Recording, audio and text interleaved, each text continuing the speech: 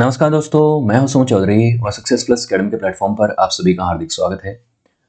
तो दोस्तों, आप में से बहुत से लोग जानते होंगे और जो नहीं जानते उनको मैं बताना चाहूँगा कि हमारी एंशिएंट ग्रीक फिलोसोफर्स की एक प्लेलिस्ट चल रही है जिसमें हम प्राचीन यूनान के महान दार्शनिकों की जीवनी और उनके दर्शन का अध्ययन कर रहे हैं और ये जानने का प्रयास कर रहे हैं कि एंशिएंट ग्रीक फिलोसोफर्स फिलोसॉफी के अलग-अलग विषयों के बारे में क्या सोचते थे, क्या उनकी ओपिनियंस थी और उन ओपिनियंस के पीछे उनके क्या तर्क थे। ये विषय कुछ भी हो सकते हैं, जैसे कि थ्योरी ऑफ नॉलेज यानी ज्ञान का सूत्र क्या है, ज्ञान हमें कहाँ से प्राप्त होता है, थियोलॉजी यानी ईश्वर की धारणा के पीछे इनके क्या ओपिनियन थे, रीजन यानी तर्क किस तरह से डेवलप होता है, परसेप्शन कैसे डेवलप होता है, कॉस्मोलॉजी कैसे बनी है, मेटाफिजिक्स जिसे हम तत्व मीमांसा कहते हैं कि ये ब्रह्मांड कैसे अस्तित्व में आया, क्या रियलिटी है, क्या इल्यूजन है। इन तमाम विषयों के ऊपर इन्होंने जो कुछ कहा, जो कुछ इन्होंने बताया, उसको हम इनके वर्क से समझ के, उसको इंटरप्रेट करके जो चीज़ें समझ पाते हैं उसी को हम पढ़ रहे हैं। तो इसी सीरीज को कंटिन्यू करते हुए आज के इस वीडियो में हम बात करने वाले हैं प्राचीन यूनान के एक और महान दार्शनिक एपिडोक्लेस की बायोग्राफी और उनकी फिलोसॉफी के बारे में। एपिडोक्लेस को one of the founding father माना जाता है जिन्होंने थ्योरी ऑफ 4 क्लासिकल एलिमेंट्स को सपोर्ट किया। बेसिकली इस थ्योरी में यह कहा जाता है कि ये जो पूरा ब्रह्मांड है, पूरी सृष्टि है, वो 4 एलिमेंट्स से बनी है और वो 4 एलिमेंट्स क्या क्या हैं? Fire, air, water and earth. In 4 element से सब कुछ बना है। इसमें हम अगर आकाश को भी ऐड कर दें, आकाश को, तो 5 तत्व बन जाते हैं। और भारत में प्राचीन समय से एक फिलोसॉफी, एक दर्शन चलता आ रहा है जिसमें यह कहा जाता है कि पूरी सृष्टि 5 तत्वों से बनी है। लेकिन ग्रीस में 4 तत्वों की बात होती थी। अलग अलग फिलोसोफर अलग अलग तरीके की बातें करते थे। कोई कहता था 1 तत्व से बनी है, कोई कहता था 2 तत्वों से, और ये वो व्यक्ति थे जिन्होंने कहा कि 4 तत्वों से बनी है। तो इस फिलोसॉफी को हम पढ़ेंगे, जानेंगे, लेकिन उससे पहले आपको पता होना चाहिए कि जब हम बात करते हैं यूनान की या ग्रीस की, तो वो कौन सा क्षेत्र था जिसे यूनान कहा जाता था प्राचीन समय पे। तो आज के समय तो आपको यूनान या ग्रीस जो है वो यहाँ पे नजर आएगा, ठीक है। लेकिन एक समय पे यहाँ पे सैकड़ों की संख्या में सिटी स्टेट्स हुआ करते थे जो कि इंडिपेंडेंट थे एक दूसरे से। वहां पे अलग अलग राजा हुआ करते थे, लेकिन ये बहुत बड़े क्षेत्र में फैले हुए थे, एग्नियन सी और आइनियन सी के आसपास के क्षेत्र में, जहां पे आप देख पा रहे हैं जिसमें स्पार्टा, एथेंस जैसे पावरफुल सिटी स्टेट्स हैं, लेकिन कुछ छोटे सिटी स्टेट्स भी हैं जैसे मिलेटस हुआ, जैसे कि एरागस हुआ। एरागस से ही बिलोंग करते थे ये आपके फिलोसोफर एम्पेडोक्लेस। तो इसकी भी मैंने आपसे बात कर ली है, जो कि आज के समय सिसिली में पड़ता है और सिसिली आप जानते हैं कि इटली का पार्ट है। तो इनको सम्मिलित तौर पे यूनान क्यों कहा जाता था, यूनानी क्यों कहा जाता था? यहाँ पे अलग अलग राजा थे, अलग अलग किंगडम थे छोटे छोटे, लेकिन इनकी भाषा सेम थी, इनका रिलीजन सेम था, इनका कल्चर ट्रेडिशन सेम था, जिसकी वजह से ये एक तरीके के एथनिक ग्रुप बन जाते हैं और इसीलिए इनको यूनानी कहा जाता है। इस यूनानी सभ्यता के बारे में मैंने आपको डिटेल में पढ़ाया है इस वीडियो में, जिसमें मैंने बताया कि इसका कैसे राइज हुआ, कैसे फॉल हुआ, किस तरीके का पॉलिटिकल स्ट्रक्चर था, किस तरीके का समाज था। पूरी चीजें हमने यहाँ पे डिस्कस करी। इनके रिलीजन को हमने सेपरेटली पढ़ा, जिसको हेलेनिज्म रिलीजन कहा जाता है, ग्रीक रिलीजन कहा जाता है। उसके अलावा इनके फिलोसोफर्स को तो हम पढ़ ही चुके हैं, कई राजाओं को भी पढ़ चुके हैं। और जो फिलोसोफर हुए हैं, जिनके महान फिलोसोफर्स की अगर गिनती करें तो उनमें सोक्रेटिस, प्लेटो और अरिस्टोटल का नाम सबसे अग्रणी है।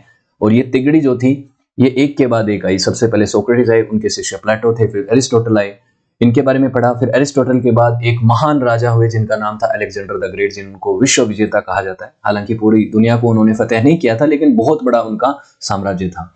उसके अलावा हमने पाइथागोरस, हीरोन, थेल्स जैसे महान मैथमेटिशियंस के बारे में पढ़ा है। उसके अलावा हेरोडोटस जैसे इतिहासकार, जिनको फादर ऑफ हिस्ट्री के नाम से जाना जाता है, उनके बारे में भी हम पढ़ चुके हैं। और ये सब वीडियोस अगर आप देखना चाहते हैं तो आपको चैनल की प्लेलिस्ट में मिल जाएंगे। आप ग्रीक हिस्ट्री की प्लेलिस्ट सक्सेस प्लस अकेडमी के नाम से सर्च करेंगे तो आपको मिल जाएगी। फाइनली हम बात करते हैं एपिडोक्लेस के बारे में, जो कि एक प्री सोक्रेटिस एरा के फिलोसोफर थे। प्री सोक्रेटिस एरा के वो फिलोसोफर माने जाते हैं जो कि सोक्रेटिस के पहले थे। और ग्रीक फिलोसॉफी में 2 चरणों में फिलोसॉफी को पढ़ा जाता है, एंशिएंट फिलोसॉफी को। एक सोक्रेटिस से पहले का दौर, एक सोक्रेटिस और सोक्रेटिस के बाद का दौर, जिसमें प्लेटो, अरिस्टोटल जैसे फिलोसोफर्स हुए हैं। तो ये पहले के थे, इसीलिए इनको प्री सोक्रेटिस फिलोसोफर कहा जाता है, जो कि कहां से बिलोंग करते थे? एग्रागस, जो कि सिसिली में है। अभी मैंने आपको मैप में दिखाया भी था।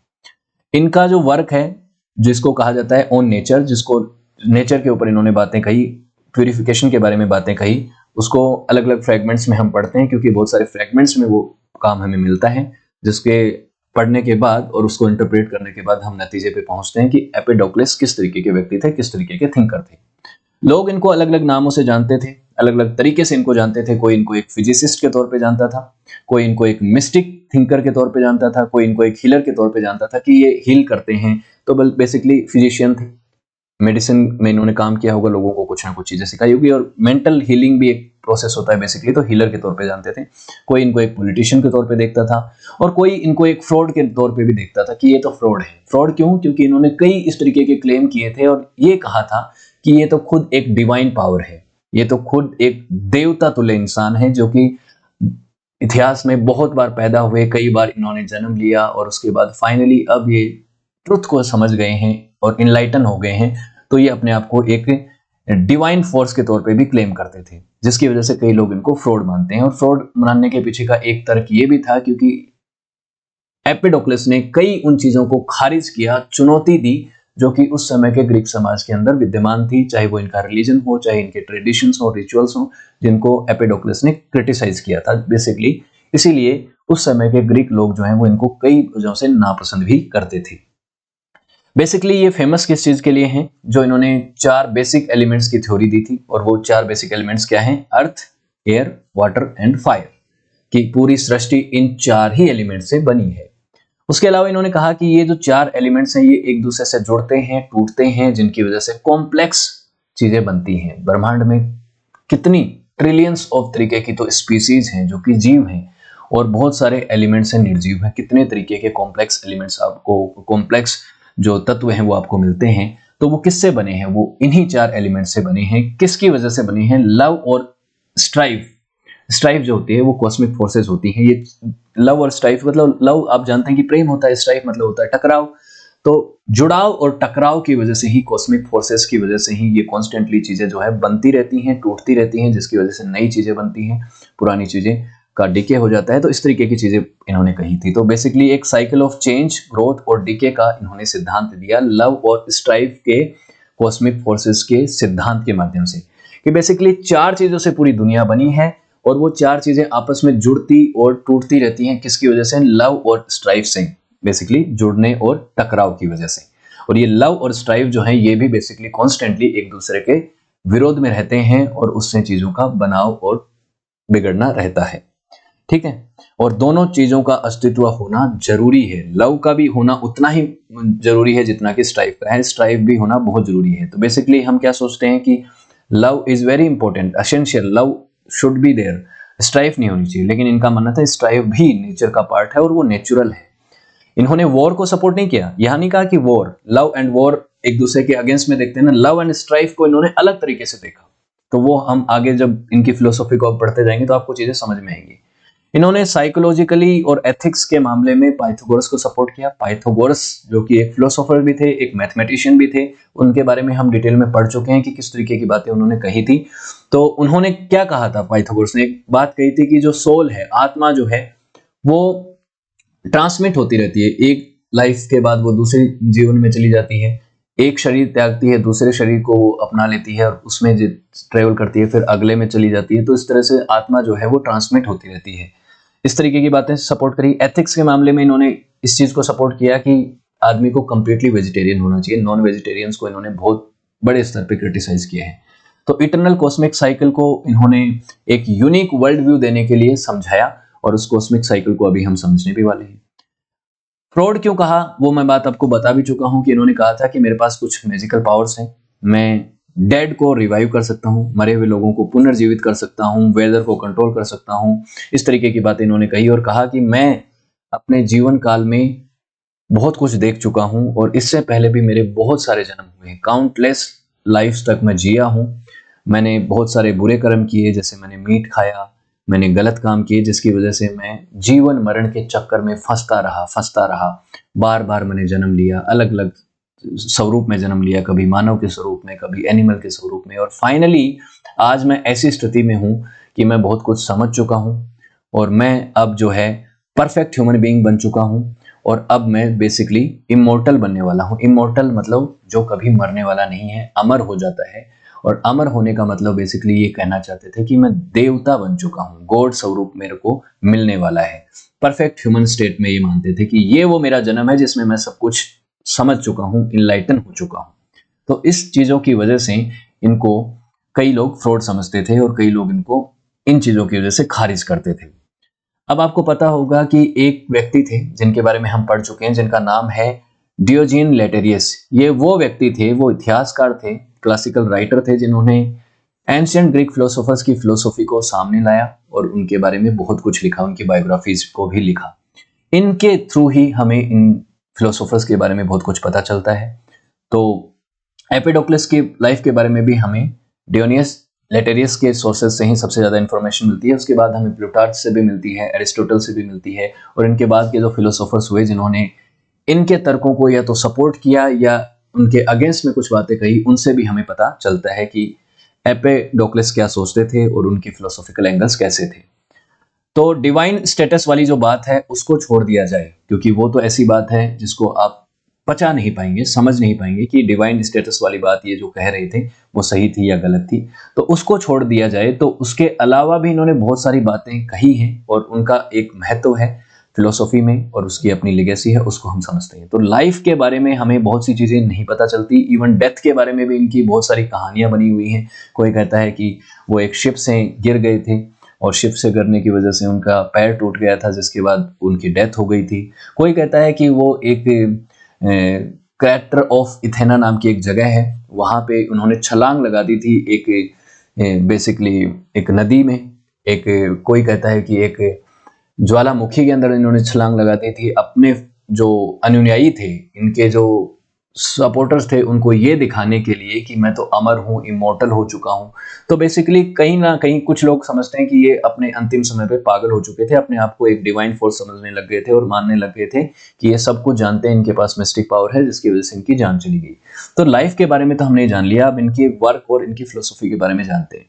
तो वर्क जो है उसमें इनका काफी वर्क तो मिल जाता है। हालांकि प्री सोक्रेटिस एरा के जो फिलोसोफर्स हुए हैं, उनका ज्यादातर जो काम है, जो उनकी रचनाएं हैं, वो गायब हो चुकी हैं, खत्म हो चुकी हैं और वो ओरिजिनल कॉपीज हमें नहीं मिलती। लेकिन जो भी सर्वाइवल है, सर्वाइव किया जो भी वर्क, वो हमें पता चलता है इनके सोर्सेज से। उसके बाद अरिस्टोटल और प्लूटार्च जैसे फिलोसोफर्स जो हिस्टोरियंस हुए, उन्होंने जो लिखा उनके बारे में, उससे पता चलता है। तो 4 एलिमेंट्स और कॉस्मिक साइकिल का सिद्धांत तो इन्होंने अपनी किताब ऑन नेचर में लिखा ही है। और उसके साथ साथ इन्होंने ये भी कहा कि जो सोल है, जो आत्मा है, उसका भी एक फेट होता है। क्योंकि एक व्यक्ति अपने जीवन काल में जो जो कुछ करता है, अच्छे कर्म या बुरे कर्म, उसका जो है भुगतान उसे करना पड़ता है। बेसिकली ये इन्होंने कहा कि बेसिकली अगर आप अपने लाइफ में एक बुरे कर्म करोगे तो कर्म is very important, Karma is very important. तो आपका उसको कर्मा का फल आपको जरूर मिलेगा। तो इसलिए इन्होंने कहा कि प्यूरिफिकेशन जरूरी है, आत्मा जो है और जो आपके कर्म है उनका प्यूरिफिकेशन होना बहुत जरूरी है। तो प्यूरिफिकेशन के ऊपर इन्होंने जोर दिया। उसके अलावा इनकी जो पोएम है उसमें दो चीजें, दो पर्सपेक्टिव मिलती हैं। एक इनका मैकेनिकल और फिजिकल, जो ये ब्रह्मांड सृष्टि कैसे बनी है उसके ऊपर इन्होंने मैकेनिकल जो ऑब्जर्वेशन और जो सिद्धांत दिए वो, और दूसरा रिलीजियस और मिस्टिकल। दोनों आप कई बार सोचते हैं कि ये तो एकदम कॉन्ट्राडिक्टरी है। रिलीजन जो बातें करता है, साइंस उन चीज़ों को खारिज करता है, और साइंस की बातों को रिलीजन बहुत बार खारिज करता है। तो आप जानते हैं कि मेडाइवल पीरियड में भी, डार्क एज ऑफ यूरोप में भी बहुत से ऐसा समय आया था जब बहुत सारे वैज्ञानिकों का शोषण किया गया, इस वजह से क्योंकि धर्म आंदोलनों को, धर्म के जो सपोर्टर्स थे, उनको ये लगता था कि वो लोग उनका नुकसान कर रहे हैं और गलत बातें बोल रहे हैं। और बहुत से ऐसा आपको पता है कि चाहे वो कोपरनिकस हो, चाहे गैलीलियो हो, इनका कई बार शोषण हुआ है और उनके ऊपर कई सारे प्रतिबंध लगाए गए हैं। इवन सोक्रेटिस के ऊपर भी इस तरीके के प्रतिबंध लगाए गए। लेकिन एपिडोक्लस ने दोनों चीजों को साथ में बैलेंस रखा।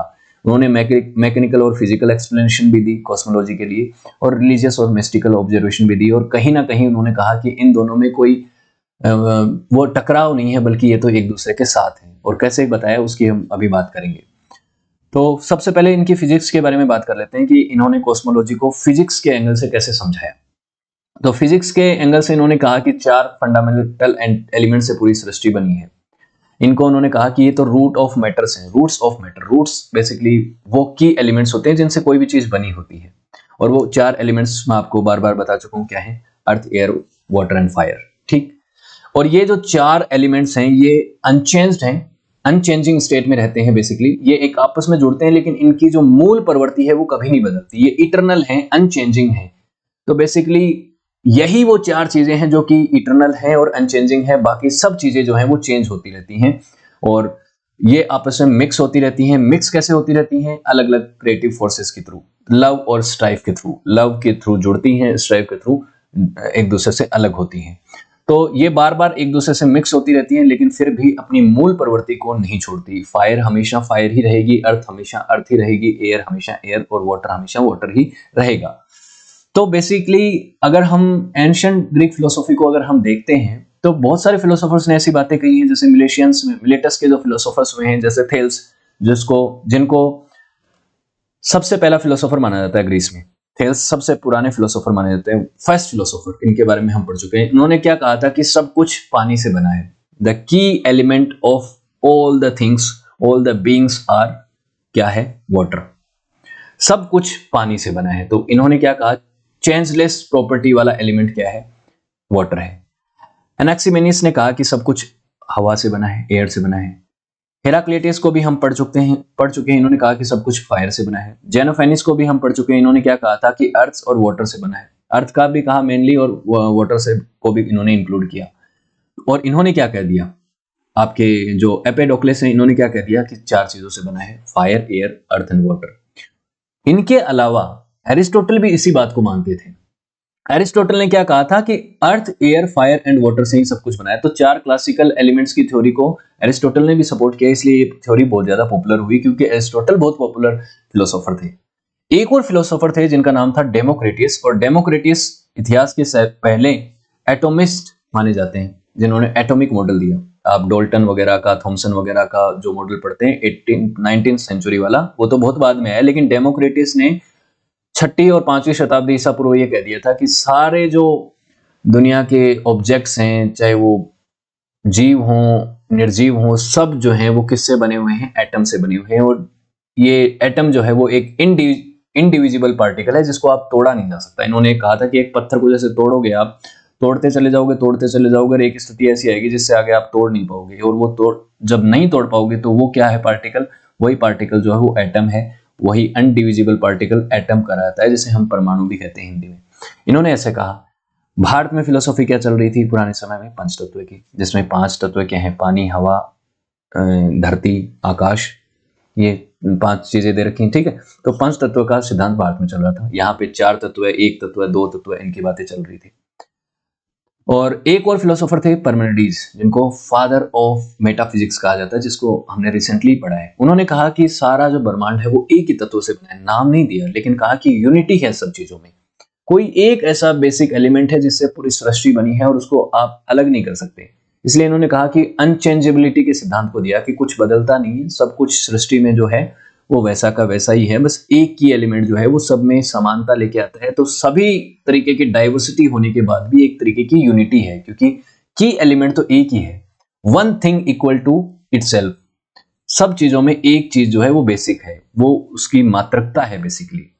और one thing can not B and not at all same time. तो बेसिकली एक प्रिंसिपल ऑफ नॉन कॉन्ट्राडिक्शन को भी इन्होंने दिया था कि या तो कोई चीज है या कोई चीज नहीं है, बीच का कोई रास्ता नहीं है। जो कुछ आप सोच सकते हैं वो है, जो कुछ आप सोच ही नहीं सकते, किसी ने नहीं सोचा आज तक, वो नहीं है, ठीक है। कभी सोचा जा सकेगा जिसको, वो भी है, लेकिन आप ये मत सोचिए कि क्या है और क्या नहीं है। नॉन बीइंग और नॉट बीइंग का इन्होंने कॉन्सेप्ट दिया था, बहुत ही कमाल का कॉन्सेप्ट था, वो मैंने आपको पढ़ाया था।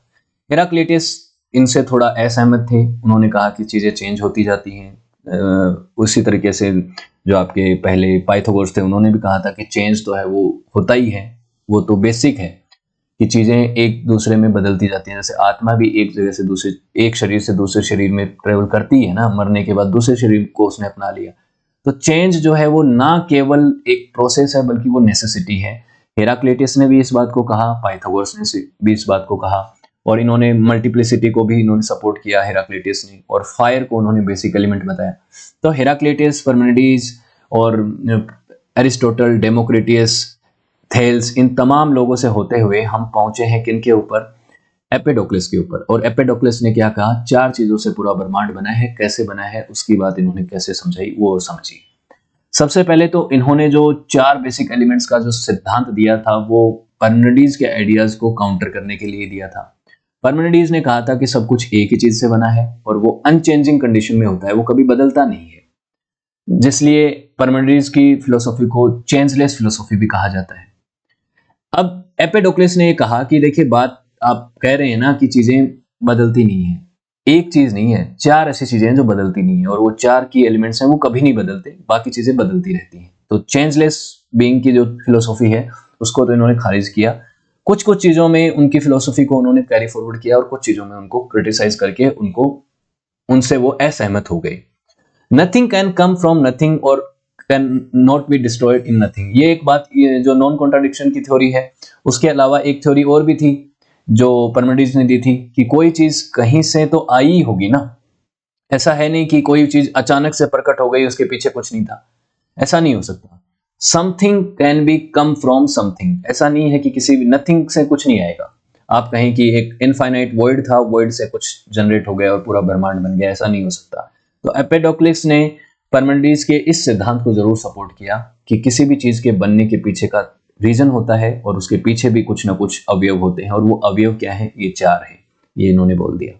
तो पार्मेनिडीज के सिद्धांत को आगे इन्होंने इस तरह से अप्लाई किया कि चेंजलेस चीजें की बात हम मानते हैं पार्मेनिडीज की, लेकिन चेंजलेस किस चीज की, चार चीजें जो बदलती नहीं है, जो डायनेमिक हैं, डाइवर्स है, कभी नहीं बदलती। क्या है वो? Fire, water, air and earth, ये नहीं बदलती। तो उन्होंने कहा there must be something eternal and unchanging, मान लिया, लेकिन वो चार चीज, एक नहीं चार चीजें हैं और चेंज होती हैं वो, और वो चार चीजें ही पूरी सृष्टि को बनाती हैं, चाहे वो हेवनली बॉडीज हो, चाहे धरती हो, चाहे वो चंद्रमा हो, चाहे वो आपका मार्स हो, ये तमाम तरीके के ऑब्जेक्ट्स हैं, चाहे समुंदर हो, चाहे वो तमाम चीजें जो है वो इन्हीं चीजों से बनी है ना। तो इन चीजों को, फोर एलिमेंट्स को इन्होंने इस तरह से देखा। तो फंडामेंटली नेचुरल क्लासिफिकेशन इन्होंने कर दिया एक बड़े स्केल पे कि बड़े ऑब्जेक्ट्स भी इन चार चीजों से बने हैं। इसी को क्या कहा जाता है? न्यूनीकरणवादी सिद्धांत, रिडक्शनिस्ट। यानी रिडक्शनिज्म क्या होता है कि बड़े चीजों को छोटी चीजों में डाइवर्जन करके, उनका डिवीजन करके उनको समझो। माइक्रोस्कोपिक चीजों को मैक्रोस्कोपिक यानी बड़े चीजों को माइक्रोस्कोपिक छोटे स्तर पे उनको समझने का इन्होंने प्रयास किया, और ये एक कमाल का इन्होंने सिद्धांत दिया था। उस दौर में कमाल का था। आज तो आप कहेंगे कि बहुत ही बेसिक बात है। आज तो आप जानते हैं कि एटम से जो है ऑब्जेक्ट्स बनते हैं। एटम में क्या होता है? न्यूक्लियस होता है। परमाणु के अंदर आप जानते हैं ना, न्यूक्लियस नाभिक होता है, उसमें प्रोटॉन, न्यूट्रॉन, इलेक्ट्रॉन, ये चीजें होती हैं। प्रोटॉन न्यूट्रॉन नाभिक में होते हैं और इलेक्ट्रॉन सराउंडिंग में चक्कर लगाते हैं, वो जानते हैं। उसके अलावा आप कोशिका को भी जानते हैं। लेकिन आज ने विज्ञान ने बहुत तरक्की कर ली। ये जब मैं बात कर रहा हूँ 6th सेंचुरी की बीसी की या 5th सेंचुरी बीसी की, उस दौर में तो विज्ञान ने तरक्की नहीं की थी इतनी। तो इनके ऑब्जर्वेशन ही थे चीजों को समझने के, और साइंटिफिक नजरिए से लोगों को चीजें समझाना। क्योंकि उस दौर से में क्या था, विज्ञान ने तरक्की नहीं की थी, तो लोग क्या सोचते थे कि सब कुछ ईश्वर ने बनाया है। सब कुछ या तो रिलीजियस एक्सप्लेनेशन होती थी या फिर कुछ ऐसी ही अटपटी सी एक्सप्लेनेशन होती थी। तो यहाँ पे इनकी भी अपनी एक्सप्लेनेशन थी कि चीजों का बनने का कारण क्या है। चार चीजों से तो बनी है सारी की सारी ऑब्जेक्ट्स, सजीव, निर्जीव, और उनके बनने के पीछे का कारण है लव और स्ट्राइफ। अब चार चीजों को इन्होंने बता दिया, लेकिन उसमें भी इन्होंने फायर को एक स्पेशल रोल समझा कि फायर इनमें काफी इंपॉर्टेंट है, क्योंकि फायर की वजह से ही चीजों में हार्डनिंग इफेक्ट आता है। फायर की वजह से चीजें जलती हैं और साथ में एक दूसरे से जुड़ती हैं। मिक्सचर एलिमेंट के तौर पे फायर बहुत ही इंपॉर्टेंट रोल अदा करता है, इनका ही मानना था। इसलिए फायर का सिग्निफिकेंस ज्यादा माना इन्होंने। हेराक्लिटस ने जैसे फायर को ही की एलिमेंट माना, इन्होंने की एलिमेंट तो चार माने, लेकिन फायर को एक इंपॉर्टेंट रोल माना। तो ये चीजें इन्होंने कही कि the parallelism between different level of reality इसकी वजह से डेवलप होता है। Sun, sea, earth interchangeably, fire, water and earth, इनसे आपस में आप इनको रिप्लेस करके देख सकते हैं कि ये चीजें बनी तो इन्हीं सब हैं। सी में भी आप कहेंगे कि सी में सिर्फ पानी है, नहीं, सी में भी चारों चीजें हैं, है ना। इन्होंने कहा सन में भी चारों चीजें हैं। आप समझते हैं कि सन में सिर्फ फायर है ना, लेकिन इन्होंने कहा कि चारों चीजें हैं। सन को इन्होंने कहा कि सन को आप फायर से आप रिप्लेस करके देख सकते हैं। सी को आप वाटर के तौर पे देख सकते हैं। अर्थ को आप अर्थ के तौर पे, अर्थ को अर्थ ही नाम दिया, तो अर्थ को अर्थ के तौर पे आप इंटरचेंजेबली यूज कर सकते हैं, ठीक है। लेकिन ये चारों एलिमेंट्स हर चीज में मौजूद होते हैं। Empedocles also pointed to cosmic force which work upon the elements both creative and destructive. ये चीजें आपस में जुड़ती कैसे हैं कि फायर अलग है, वाटर अलग है, पानी और आग को तो आपस में मिला दोगे तो क्या होगा, क्या क्रिएट होगा कि आग बुझ जाएगी, और क्या होगा, बनेगा क्या, कुछ नहीं बनेगा, है ना। आप ये सोचते हैं, सभी यही सोचेंगे। उसके अलावा एयर, उसके अलावा आग और हवा को कैसे मिलाओगे, उसके अलावा आप अर्थ, आग को हवा अर्थ में मिला के क्या मिलेगा आपको, पानी को अगर अर्थ में मिला दिया क्या होगा, कीचड़ ही मिलेगा, बनेगा मिट्टी से। लेकिन इन्होंने कहा नहीं, ऐसा नहीं है। ये जो कॉस्मिक फोर्सेस इसके पीछे काम करती हैं, ये चीजें आपस में तब जुड़ पाती है क्रिएटिव और डिस्ट्रक्टिव वे में, दोनों तरीके से। कुछ ऐसी चीजें होती हैं, एक ऐसी फोर्स होती है जो इनको जोड़ती है, वो है लव यानी फिलिया। फिलिया शब्द आप देखिए, फिलिया फिलोसॉफी में भी फिलिया आता है।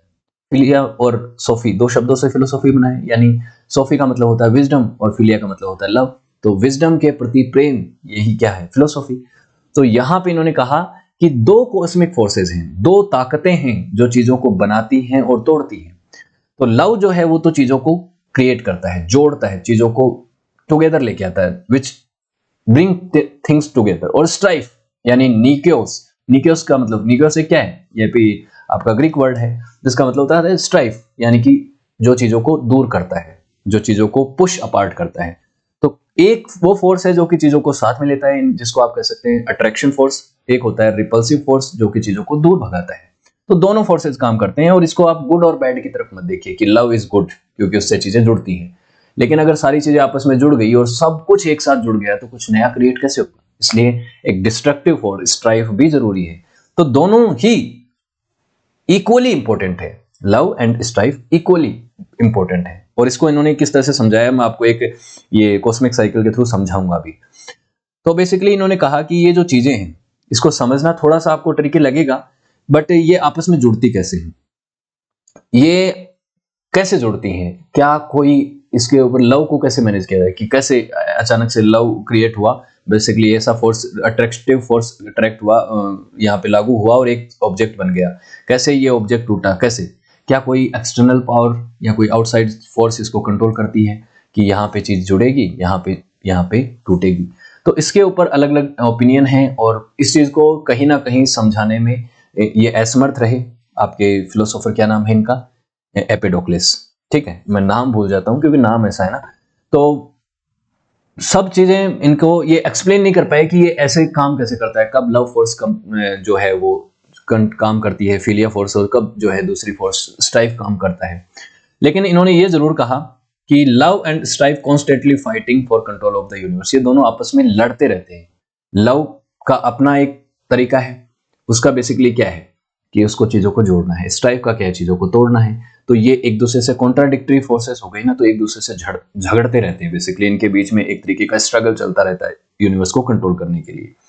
तो जब लव की जीत होती है, बेसिकली चीजों, अट्रैक्टिव फोर्स की जीत होती है तो चीजें जुड़ती हैं, और जब स्ट्राइफ की जीत होती है तो चीजें टूट जाती हैं।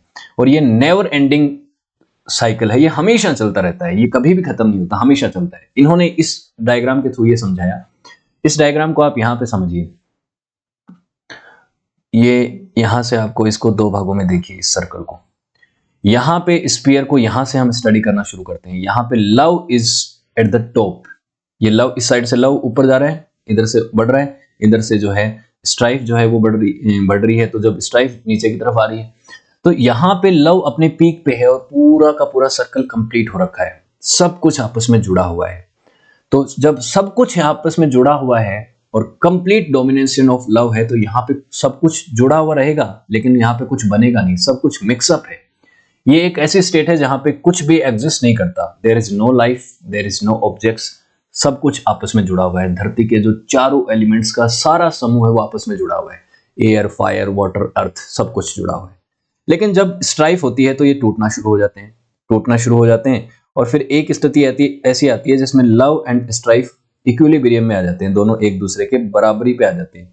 तब यहाँ पे क्या होता है, shoots of man and women, इसको बताऊंगा आगे भी मैं आपको कि कैसे ओरिजिनेशन होता है स्पीसीज का, मैन एंड वुमेन का यहाँ पे होता है। तो इसको जुगोनी बोला जाता है, the world, our world under जुगोनी। तो वर्ल्ड का यहाँ पे निर्माण हो जाता है बेसिकली। तो स्ट्राइफ और लव दोनों एक इक्विलिब्रियम में है, तब क्या है, सृष्टि का निर्माण हुआ। ये क्रिएशन की स्टेज है, दिस इज क्रिएशन।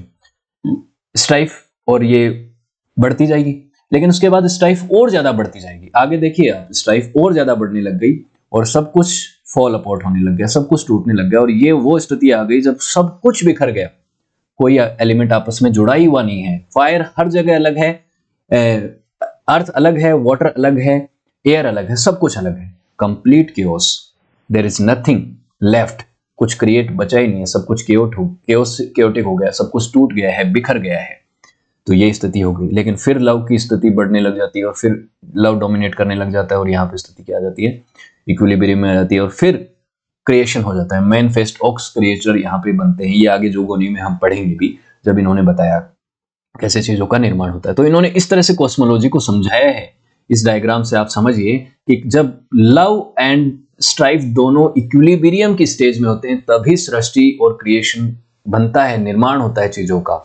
जब एक फोर्स भी पूरी तरह से डोमिनेट कर गई पूरी तरह से, तो कुछ भी नहीं रहेगा। चाहे लव पूरी तरह से डोमिनेट कर गया तो सब कुछ आपस में जुड़ जाएगा। एक ही ऑब्जेक्ट बना पूरी सृष्टि में, कुछ भी नहीं बना उसके, ना सब कुछ आपस में जुड़ गया। ना मैन है, ना वुमेन है, ना कुछ और किस तरीके के जीव हैं, कुछ भी नहीं है, ना पेड़ है, ना पौधे हैं। लेकिन जब ये टूटना शुरू हो गया तो दूसरी तरीके के ऑब्जेक्ट्स बनने शुरू हो गए और ये कंप्लीटली टूट गया तो भी कुछ नहीं बचा और बेसिक 4 एलिमेंट्स में चीजें आ गई। ये इन्होंने इस तरह से समझाया है। ठीक है, तो creation, destruction, creation again and then destruction again, ये एक नेवर एंडिंग डांस है। इन्होंने कहा ये एक ऐसा फिनोमेना है जो एंडलेसली हमेशा चलता रहता है, जिसका कोई अंत नहीं है, हमेशा से चलता है, हमेशा चलता रहेगा। तो यूनिवर्स इज ऑलवेज चेंजिंग, इन्होंने अपनी कॉस्मोलॉजी में ये कह दिया, जबकि पार्मेनिडीज ने कहा था कि यूनिवर्स नेवर चेंजलेस फिलॉसफी थी उनकी। इन्होंने कहा हमेशा चेंज रहता है। एक ही चीज है जो कि बदलती नहीं है, वो इन एलिमेंट्स की बेसिक प्रॉपर्टीज, चाहे वो आपस में जुड़े रहें, चाहे वो एक दूसरे से पूरी तरह से अलग रहें, पृथक रहें, वो 4 जो एलिमेंट्स हैं वो अपनी मूल प्रवृत्ति को, मूल प्रॉपर्टीज को बना के रखेंगे, उनमें कोई परिवर्तन नहीं आएगा।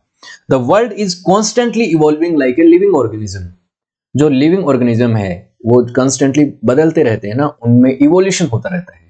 आपको चार्ल्स डार्विन की जो ओरिजिन ऑफ स्पीसीज का पता है ना, उनका जो इवोल्यूशन का सिद्धांत था, उस हिसाब से आप देखिए कि कैसे लिविंग ऑर्गेनिज्म बदलते रहते हैं।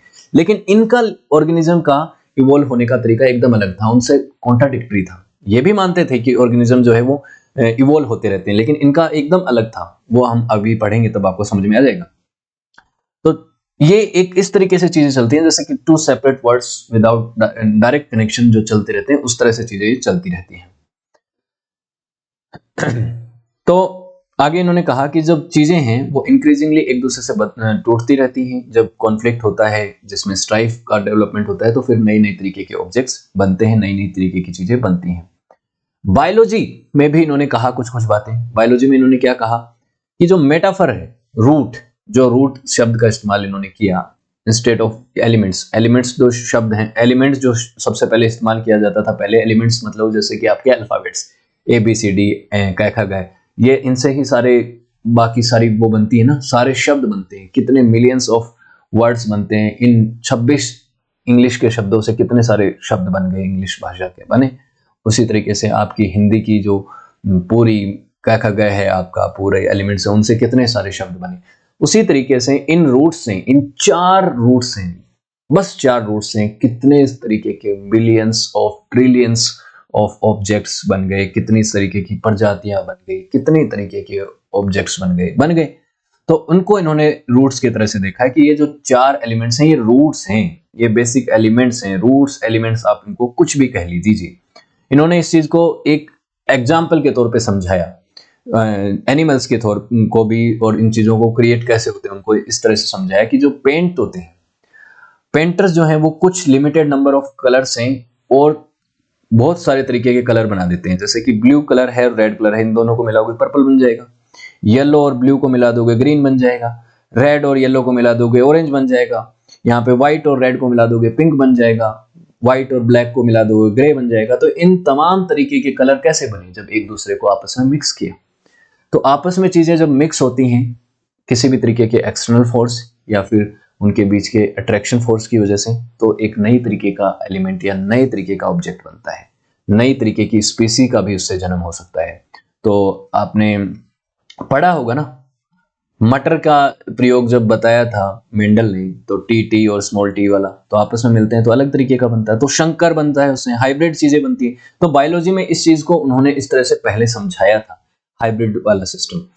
ठीक है, plants, human, land animal, bird, fish, even gods, इन तमाम चीजों के ऊपर इन्होंने ये चीजों को अप्लाई करने की बात कही थी कि ये सब पे लागू होती है। इवन गॉड के ऊपर भी ये चीज लागू होती है, लेकिन इनकी गॉड की फिलोसॉफी थोड़ी अलग थी, उस तरीके की नहीं थी जिस तरीके की एंशियंट ग्रीक सोसाइटी में चलती थी, जिस तरह से वो अपने देवताओं को देखते थे। जियूस, एथेना, जिस तरीके के तमाम देवता देवियां थी उनके ऊपर जो बातें करते थे, उनसे इनका सेपरेट था थोड़ा कॉन्सेप्ट। लेकिन उनको भी ये मानते थे कि वो भी इन 4 एलिमेंट से ही बने हैं। तो बेसिकली जिस तरह से एक पेंटर अलग कुछ कम थोड़े से नंबर ऑफ जो पिगमेंट्स हैं, जो कलर्स हैं, उनका इस्तेमाल करके बहुत तरीके के कलर बना सकता है, उसी तरीके से ये प्रोडक्शन सिस्टम से, प्रोडक्टिव सिस्टम जो है ना, आपस में क्रिया करके एक प्लांट दूसरे तरीके के, उसी तरीके के प्लांट से किसी तरीके की क्रिया करके अलग तरीके का प्लांट बन सकता है। जैसे मटर का ह्यूमन जो अलग अलग तरीके के ह्यूमंस आपस में इंटरेक्ट करते हैं और उनके बीच में रिप्रोडक्शन होता है, तो जो नए तरीके का जीव बच्चा जन्म लेगा उसमें उन दोनों की प्रॉपर्टीज आएंगी, उसका एक अलग तरीके का इनहेरिटेंस होगा, क्योंकि वो इनहेरिट करता है दोनों की प्रॉपर्टीज मदर फादर से। तो वो इनहेरिटेंस वाली बात भी इन्होंने कही थी। इन्होंने एक बात कही कि more it presenting the cosmic cycle and continuous mixing of separating elements. जैसे कॉस्मिक साइकिल चलता है, चीजें मिलती हैं, टूटती हैं, लव और स्ट्राइफ की वजह से, उसी तरीके से लाइफ में भी चीजें होती हैं। तो इन्होंने एलिमेंट्स, जीव और सजीव के बीच में जो क्रियाएं हैं, उनके बीच का जो डिफरेंस है उसको एकदम मिनिमाइज कर दिया। कह दिया कि जैसे बाकी एलिमेंट्स में होता है वैसे इसमें होता है। जैसे आप एक ईंट बनाते ब्रिक में क्या करते हैं, मिट्टी, पानी डाला, कच्ची ईंट करी, उसको आग में डाला, पक्की ईंट बन गई। तो वो भी एक प्रोसेस है। उसी तरीके से लाइफ फॉर्म भी जो होती है उसको भी उसी तरीके से इन्होंने देखा कि एलिमेंट्स को आपस में जोड़ के और टूटने की वजह से ये चीजें बनती हैं। He connects elements in the cosmos as both microscopic and macroscopic scale पे, दोनों पे ही देखा उन्होंने, छोटे से छोटे ऑब्जेक्ट को और बड़े से बड़े ऑब्जेक्ट के बीच की तुलना को इन्होंने इस तरह से जोड़ के देखा कि इन 4 एलिमेंट से बना है, तो इनमें जो फंडामेंटल एलिमेंट्स तो सेम हैं, तो इनके बीच में लिंक भी सेम होंगे, इनका क्रिएशन सिस्टम भी सेम ही होगा।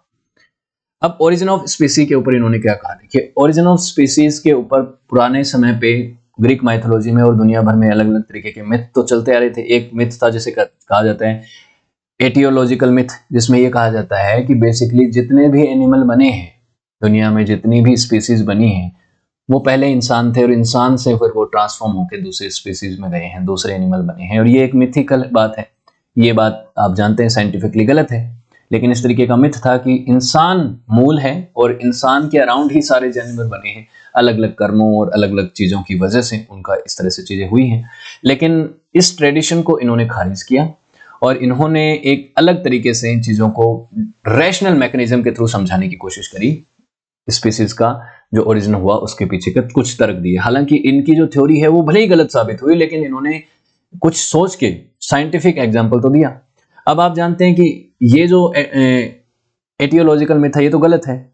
आप ये भी जानते हैं कि हमारा जो पहला, अगर हमारे पूर्वजों में देखें तो सभी का, सारे एनिमल्स, सारे ह्यूमन बींग्स और जितने भी जीव हैं इस धरती पे, उनका सबसे पहला जो हमारा परम पिता है बेसिकली, वो तो एक जीव है, एक कोशिकीय जीव है, वो तो एक वायरस है। वायरस से ही तो शुरुआत हुई सभी सृष्टि में बनने वाले जीवों की। वायरस में एक कोशिका होती है, फिर बहुकोशिकीय जीव बने, और अभी जितने भी जीव हैं उनकी जो, अगर हम पीछे जाके देखेंगे तो, अगर आप अर्थ का इतिहास जानते हैं और अगर आप साइंटिफिक डेवलपमेंट और इवोल्यूशन की थ्योरी में बिलीव करते हैं और आपने पढ़ी है, तो आपको पता होगा कि हमारे जो पूर्वज हैं वो सारे क्या हैं, जल से निकले, पानी से निकले। पानी में बचे हुए जीव हैं, उन्हीं के इवोल्यूशन से धीरे धीरे फिर वो धरती पे आने लग गए, और धरती के बाद आने के बाद डायनासोर्स वगैरह ये सब चीजें आई और उनका भी अंत हुआ। और उसके बाद फिर से समुद्र से और पानी से निकलने वाले जीवों से ही हमारा जो है विकास हुआ, कर्मागत विकास हुआ। 4 पैरों पे चलते थे, फिर 2 पैरों पे चलने लग गए, और फिर वो भी विकास, आप पता है कि कितना कार्मिक विकास हुआ है। इवोल्यूशन, थ्योरी ऑफ इवोल्यूशन आप जानते हैं, जिसमें डार्विन का काफी इंपॉर्टेंट रोल माना जाता है इसमें। तो आज के समय जो ह्यूमन बींग्स हैं और तमाम ट्रिलियंस ऑफ, जो 1 ट्रिलियन से ज्यादा की स्पीसीज हैं जिनके नाम भी नहीं पता हमें, उन सभी का डेवलपमेंट एक कोशिकीय जीव से हुआ है। तो ये तो आज की मॉडर्न थ्योरी है, लेकिन पहले इसके ऊपर मिथिकल स्टोरीज हुआ करती थी, मिथिकल कहानियां थी, अलग अलग तरीके के बिलीफ थे, रिलीजियस एंगल से लोग इनको देखते थे। तो यहाँ पे एम्पेडोक्लेस क्या कहते हैं, इन्होंने रिलीजियस एंगल का इस्तेमाल ना करके इन्होंने कहा कि beginning of all living creatures, not just human and specific animals, इन सभी के ऊपर इन्होंने अपनी चीज़ों को एक्सप्लेन करने की कोशिश करी ना, कि ऐसा नहीं कि सिर्फ इंसानों के ऊपर बात की हो या किसी एक ह्यूमन बीइंग एनिमल के बारे में बात करी, इन्होंने सब चीज़ों के बारे में बात करी। इन्होंने एक लॉजिकल प्रोसेस को अपनाया, भले ही वो बाद में गलत साबित हुआ हो, लेकिन इन्होंने उन चीज़ों को एलिमिनेट कर दिया कि कोई इंटेंशन की वजह से एक डिज़ाइन जो है वो दूसरे में बदल गई, कि एक आदमी को श्राप दे दिया, जैसे कि किसी ने, जैसे ऐसी बातें होती थी ना कि वो जानवर बन गया, किसी को श्राप दे दिया कि एनिमल से इंसान से वो डॉग बन गया, इंसान से वो कोई मछली बन गया। नहीं, इस तरीके की बातों को इन्होंने खारिज कर दिया कि नहीं, इंसान से ये इस तरह से चीजें बनी नहीं है। इन्होंने कहा कि जुगोनी, जो कि इन्होंने कॉन्सेप्ट दिया, इन्होंने कहा कि coming together and unleafing, unfolding, basically unfolding का जो कॉन्सेप्ट है वो इन्होंने दिया कि बेसिकली ये जो जितने भी जीव हैं ये इस सिद्धांत से बने। और ये सिद्धांत क्या कहता है? ये सिद्धांत कहता है कि देखिए, आपके जो इंडिविजुअल बॉडी पार्ट्स हैं, जो आपकी बॉडी में अलग अलग पार्ट्स हैं, वो धरती से ही इंडिविजुअली पॉप आउट हुए हैं। हालांकि ये बात भी एक तरह से निराधार ही है, लेकिन उनका सोचने का ये नजरिया था, उस समय उनका ये ओपिनियन था कि सारे जो आपके बॉडी के पार्ट हैं वो अलग अलग हिस्सों से उगे हैं, पॉप आउट हुए हैं, और वो आपस में जुड़ते चले गए। इन्फ्लुएंस ऑफ लव की वजह से वो कमिंग टुगेदर हो गए, एक दूसरे से जुड़ गए। फोर्सेस की वजह से, जो कौन सा अट्रैक्टिव फोर्स, अट्रैक्शन वाला फोर्स, लव जिसे इन्होंने कहा, वो एक दूसरे से जुड़ते चले गए, और उससे डेवलप धीरे धीरे करके बॉडी डेवलप होने लग गई। और ये एक प्रोसेस रहा। तो ये भी एक इवोल्यूशन ही इन्होंने कहा, लेकिन एक अलग तरीके का इवोल्यूशन, चार्ल्स डार्विन वाला इवोल्यूशन नहीं, अलग तरीके का। ग्रेजुअल इवोल्यूशन तो रहा, लेकिन अलग तरीके का रहा। इन्होंने भी कॉन्सेप्ट ऑफ नेचुरल सिलेक्शन की बात करी, जो आगे चल के अरिस्टोटल ने भी करी थी। अरिस्टोटल को तो आप जानते हैं कि father of biology, father of zoology कहा जाता है ना, बॉटनी या जूलॉजी, जूलॉजी शायद है ना, ध्यान रखिएगा। तो उन्होंने क्या कहा कि नेचुरल सिलेक्शन मतलब जो चीजें इस सृष्टि के साथ, इस धरती पे, यहाँ के इन्वायरमेंट में सरवाइव कर सकती हैं, वो तो एक दूसरे से जुड़ गई और सरवाइव कर गई, और जो मिसमैच पार्ट थे वो सरवाइव नहीं कर पाए, और जो सरवाइव कर गए उन्होंने रिप्रोड्यूस भी किया, और उसकी वजह से धीरे धीरे वेल मैच पार्ट एक दूसरे से जुड़ते गए, और आज के समय जो हम स्पीसीज देखते हैं उनका डेवलपमेंट होता चला गया। ये बात यहाँ पे ओरिजिनल स्पीसीज के मामले में यहाँ पे एपिक्लोडिस ने कहा, एपिडोक्लेस ने कहा, सॉरी, ठीक। तो ये डार्विन की जो ग्रेजुअल इवोल्यूशन की थ्योरी है, उसके जैसी तो है नहीं, इससे तो कॉन्ट्राडिक्टरी है, जिसमें आप देखते हैं कि डार्विन ने क्या कहा कि कर्मागत विकास, आप देखते हैं ना ये कर्मागत विकास क्या कैसे हुआ, कि ये इस तरीके के जीव थे, इस जीव से आगे आने वाली पीढ़ी कुछ अलग तरीके की हुई, इस जीव से आगे आने वाली पीढ़ी कुछ अलग तरीके की हुई, कुछ अलग तरह से डेवलप हुए, कुछ अलग तरीके से हुए। इसमें भी ब्रांचेस हैं, बहुत तरीके की ब्रांचेस हैं, वो डेवलप होती चली गई इस तरीके का। इसका जो आगे आने वाला, जो इसकी संतान होगी इस जीव की, वो कुछ इस तरीके की रही होगी, या 3 तरीके की रही होगी। इसके आने वाली कुछ इस तरीके के रह गए, कुछ इस तरीके के बन गए। तो ये जो कर्मागत विकास है, एक पीढ़ी में नहीं, कई सैकड़ों पीढ़ियों में जाके कर्मागत विकास जो है वो होता है, और उसकी वजह से इवोल्यूशन होता है। ये तो डार्विन ने कहा, लेकिन इन्होंने इसको नहीं कहा। इन्होंने कहा कि diversity of nature originated in a burst of birth and beginning. शुरुआत में तो देखिए क्या है, एक अलग अलग तरीके के पॉप आउट हुए, अलग अलग तरीके के, किसी का मान लो ये फिंगर है, यहाँ से फिंगर निकली धरती से, यहाँ से पैर निकला, यहाँ से कुछ निकला, और वो आपस में जुड़ते चले गए अट्रैक्टिव फोर्स या लॉ ऑफ अट्रैक्शन, या जैसे आप लव फोर्स कह दीजिए, उनकी वजह से। जो एक दूसरे के साथ सुटेबल नहीं थे वो स्ट्राइफ की वजह से टूट गए, आपस में अलग हो गए, कुछ सर्वाइव कर गए, कुछ नहीं कर गए। कुछ जैसे कि यहाँ पे एक पैर है, ये किसी एनिमल से जुड़ गया, किसी का एक सर है, जैसे यहाँ पे इन्होंने ये तक बात कही थी कि ओक्स हेडेड मैन क्रिएचर की भी बात करी, कि आप देखते हैं इंसान का ऐसे हुआ। कभी आपने कोई ऐसा इंसान देखा है कि जिसके सर के ऊपर जो मुंह है वो किसी जानवर का हो? मिथिकल कहानियों में होता है, माइथोलॉजी में होता है, ईश्वरीय परिकल्पनाएं अगर आप करते हैं तो उसमें किसी का भी चेहरा लगा सकते हैं। अलग अलग रिलीजन्स में होती है बातें ये सब। जैसे हमारे रिलीजन में गणेश जी को हम कैसे देखते हैं कि उनके जो चेहरा है वो हाथी का चेहरा है ना। यहाँ पे इन्होंने इस तरीके की बातें करी कि इस चीज को उन्होंने सपोर्ट कर दिया एक तरह से। ऑक्स हेडेड मैन क्रिएचर की इन्होंने बात करी कि एक ऐसा इंसान भी हो सकता है कि उसको, अगर ये बॉडी है, उस बॉडी ने एक्सेप्ट कर लिया एक ऑक्स के हेड को, तो वो उसके साथ जुड़ जाएगी, क्या दिक्कत है? अगर नहीं एक्सेप्ट किया तो नहीं ऐड करेगी। बस बेसिकली ये क्या है कि इन्होंने इस चीज को कहा कि नेचुरल सिलेक्शन है, सिलेक्शन अगर हो गया तो ठीक है, नहीं हुआ तो नहीं होगा। तो यहाँ पे इन्होंने बात करी, लेकिन आज की साइंस इस बात को नहीं मानती है। The theory implies no gradual transition between species. आपस में कोई ट्रांजिशन नहीं हुआ है कि आप जैसे कहते हैं ना कि हमारे पूर्वजों में बंदर या बंदर जैसा कोई दूसरा जानवर जो है हमारा पूर्वज रहा है है ना। तो या बंदर का अगर हम कहें कि एक कजिन मान लो आप, उस तरीके का जीव हमारा जो है, उसी तरीके का जीव हमारा पूर्वज था, उस चीज को ये नहीं मानते हैं। उन्होंने कहा नहीं, बेसिकली क्या होता है कि अलग अलग तरीके के shoots of man and women जो एक आदि स्थिति में कोई हाफ डेवलप्ड है, वो क्रिएट होते हैं, धरती से ही डेवलप होते हैं उन मूल चार ऑब्जेक्ट्स की वजह से, एलिमेंट्स की वजह से, शेप ऑफ फायर की वजह से, और वो आपस में जुड़ते जाते हैं शेप बाय फायर। फायर से वो एक दूसरे की शेप लेते हैं, क्रिएशन होता है, फिर उनकी वजह से जुड़ते जाते हैं। कहीं स्ट्राइक होती है, कोई चीज मिसमैच होती है तो वो हट जाती है, कोई चीज जो जुड़ने की लायक होती है वो जुड़ती जाती है। और ये शूट्स जो हैं शुरुआती तौर पे तो फुली फॉर्म नहीं थे, लेकिन बाद में धीरे धीरे उनमें और एलिमेंट्स जुड़ते चले गए और वो जुड़ते अलाइन हो गए, और आज का मॉडर्न डे ह्यूमन बीइंग है वो बन गया। ये बात इन्होंने कही। हालांकि इस ओरिजिन ऑफ स्पीसीज के सिद्धांत में कोई दम नहीं है आज के समय, लेकिन ये बात उन्होंने आज से तकरीबन 2500 पौने 3000 साल पहले कही थी। तो उनकी बात को हमें पढ़ना इंटरेस्टिंग तो लगेगा ही कि वो किस तरह से देखते थे, उस दौर के लोग चीजों के बारे में किस तरह से सोचते थे। एम्ब्रियोलॉजी यानी कि एक भ्रूण जो होता है, जो पेट में बच्चा जो डेवलप होता है, और वो कैसा बनेगा, क्या क्या उसमें डेवलपमेंट होंगे, और वो अपने मदर फादर से क्या इनहेरिट करेगा, इसके बारे में भी उन्होंने कई बातें कही थी। तो उन्होंने कहा था कि जो बेबी होता है वो दोनों पेरेंट्स से, मदर एंड फादर से जेनेटिकली चीजें लेता है, जिसको जेनेटिक सीड कहा जाता है, जीन जिसे अब कहते हैं आज के समय। तो वो जीन लेता है और डेवलप होता है उसकी चीजें। और जैसे कि फादर का सीड अगर कंट्रीब्यूट करता है नोज में, जैसे कि किसी बच्चे की जो नाक है वो पिता की जैसी होती है, मदर की जैसी उसकी आंखें होती हैं, या कुछ और वो दिखता है कैसा है, उसका फेस स्ट्रक्चर उसके जैसा दिखता है। तो उन्होंने इस बात को कहा कि मदर और फादर दोनों का ही रोल होता है बच्चे की शेप में, वो किस तरीके का बनेगा, उसमें किस तरीके के फीचर होंगे। और ये बात तो आज भी आप मानते ही हैं। अरिस्टोटल ने इस बात में कहीं ना कहीं सच्चाई देखी, सिमिलरिटीज देखी, और एम्पेडोक्लस की इस बात को उन्होंने सपोर्ट किया, कहा कि हाँ ये ठीक बात है आपकी, भ्रूणलॉजी में आप जो एम्ब्रियोलॉजी में आप जो कह रहे हैं ऐसा होता है। And embryology and creation under love के ऊपर एरिस्टोटल के भी आइडियाज एम्पेडोक्लस के जैसे हैं। Pre form limbs come together bring life into existence. Pre form limbs जो है वो आपस में जुड़ते हैं और उसके बाद से लाइफ एग्जिस्टेंस में आती है। और Empedocles appear to view as initial formation of animal as process of analogues to present day development of the embryos of the womb, जो over the period of time जो लव की वजह से, creation की वजह से जुड़ते रहे हैं आपस में चीजें, उनसे ही ये आज का मॉडर्न बीइंग बना है।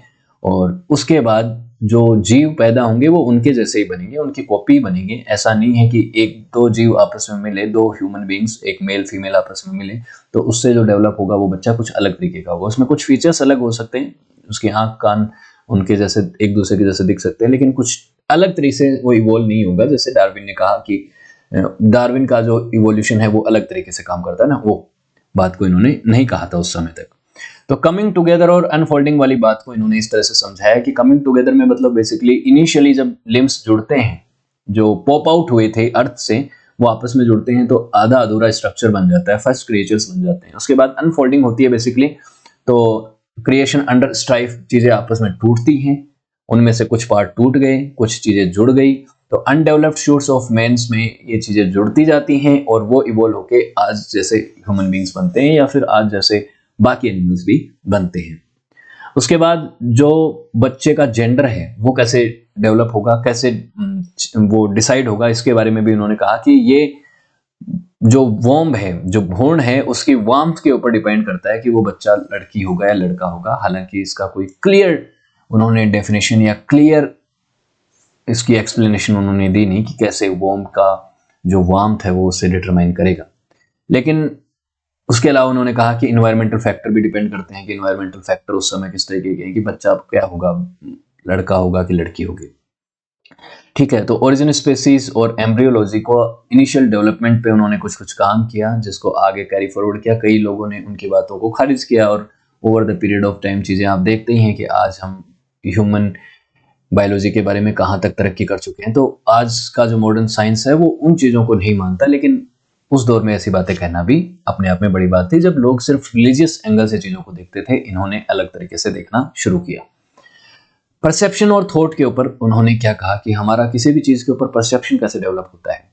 तो उनके हिसाब से एक बात उन्होंने कही थी कि अलग अलग लोगों ने कहा, कई तो स्केप्टिसिज्म को मानते थे, अलग अलग फिलोसोफर, कोई कहता है कि संशयवाद, कि किसी चीज़ पे भरोसा किया ही नहीं जा सकता, चाहे हमारी इंद्रियां हो, चाहे हम जो भी चीज़ें सोचते हैं उनके ऊपर भरोसा नहीं किया जा सकता, क्योंकि इमोर्टल की जो ओपिनियन है वो भ्रामक होती है। उसमें अलग अलग व्यक्ति अलग अलग तरीके की सोच रखता है, अलग अलग तरीके का परसेप्शन रखता है। इसका मतलब हम किसी की बात को भी सही मान नहीं सकते, अल्टीमेट ट्रूथ कोई नहीं जान सकता।